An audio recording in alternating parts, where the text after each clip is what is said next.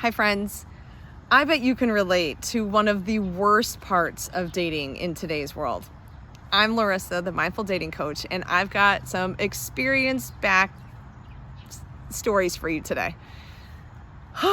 We know the roller coaster, right? Everyone says, oh, relationships are a roller coaster. And it's true. It very much is. But dating in particular, right? When we're out there, especially online, we can find ourselves into this projected spark situation where we're like, oh, we see someone's profile and oh my gosh, they're so dreamy. You love their picture. It drew you in. You love something that they said that you haven't seen in any other profile before. And it just attracts you so much. There's something that just inspires you. And okay, so you text them and they match back. Ooh, super exciting. Or then your banter. You've got really great conversation over texting, and that just increases your interest and excitement. You go out on dates. It's working. It's building this energy and this excitement, this attraction, this hope. The hope for what's coming builds. And that's all good, right? It's all natural. It is the fun. It's just so fun to like lean into those really great moments.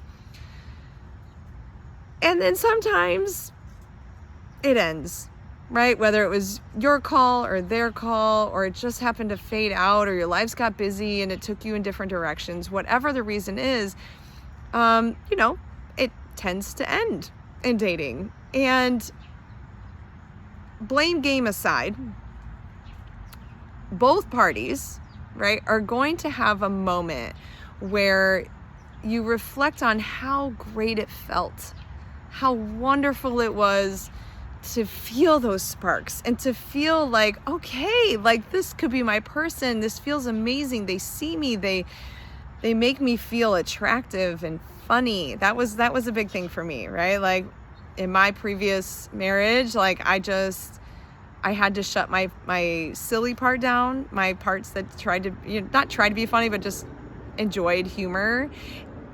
And I didn't ever get to feel silly and have my partner laugh with me or at whatever I'm doing that's being silly. And when someone would do that with me in dating, it was like, oh my gosh, that feels amazing. It was just such a great moment for me to be like really excited about somebody.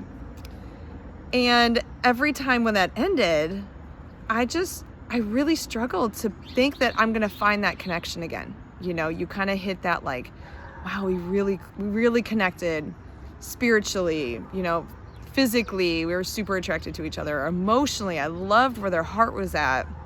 We could talk about real things, and they were attuned to the balance of being a parent with kids, or the schedule, or all kinds of things, right? Like, we all have our things that we don't express to our partners, we don't express to people on dates, but for those people that get it, right? And they just mesh into your life so well.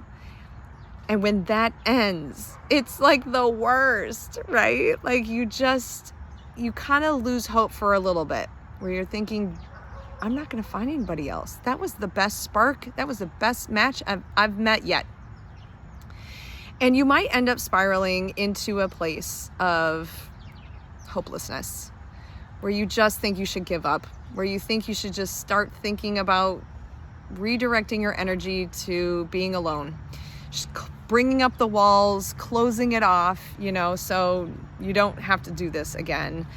You think about how amazing it felt, and then you feel foolish, and you feel like you just let down your guard, and you're immature, right? And I want to be the one, or hopefully you're hearing this from other people too, but don't lose hope.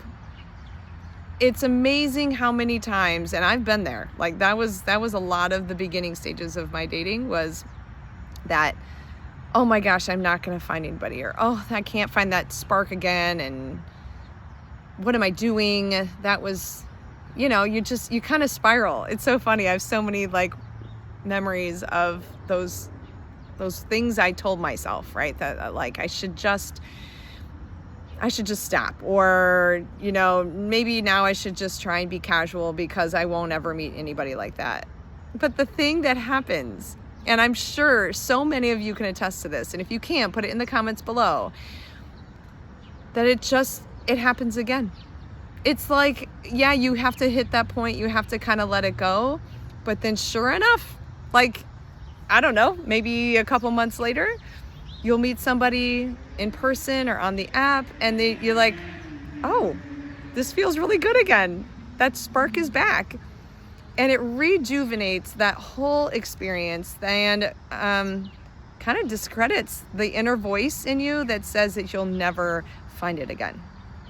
And if you think about it mathematically, I don't have the numbers memorized right now, but of all the people that are single, there's still people that are married today who are going to be divorced tomorrow, right? That are going to be cycling into the dating pool, cycling in and cycling out, right? So there's always a turnover of people in the dating pool. So whether you've reached the end of Bumble like I have, and Hinge, and OkCupid, I've reached the end of all of them, I somehow can get back in and find another spark, find a genuine person that makes you feel super excited. So if you've reached that place, and if you're in that place right now, don't lose hope, right? There are new people joining the dating pool all the time. These birds are crazy. And sparks just keep happening. Just keep your mind set on waiting and enjoying the time, right? You're gonna just keep approaching each person with that same positive attitude. You're gonna keep saying, is this gonna be the next person that I'm really excited about? Is this gonna be the next person I'm really excited about?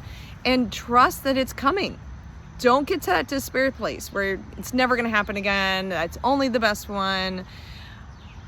Don't do that. It's not gonna work out for you that way, and you'll be caught off guard. If you lead with that positive heart, it's gonna come to you a lot faster. So again, no spiraling down in those moments of despair when your wonderful spark has faded and you are no longer with the person you thought was a great match. They clearly weren't a great match for you. You've moved on, and now you're just taking the next steps to get to the next wonderful, amazing, super fun spark. Thanks everybody. I'll see you on the next video.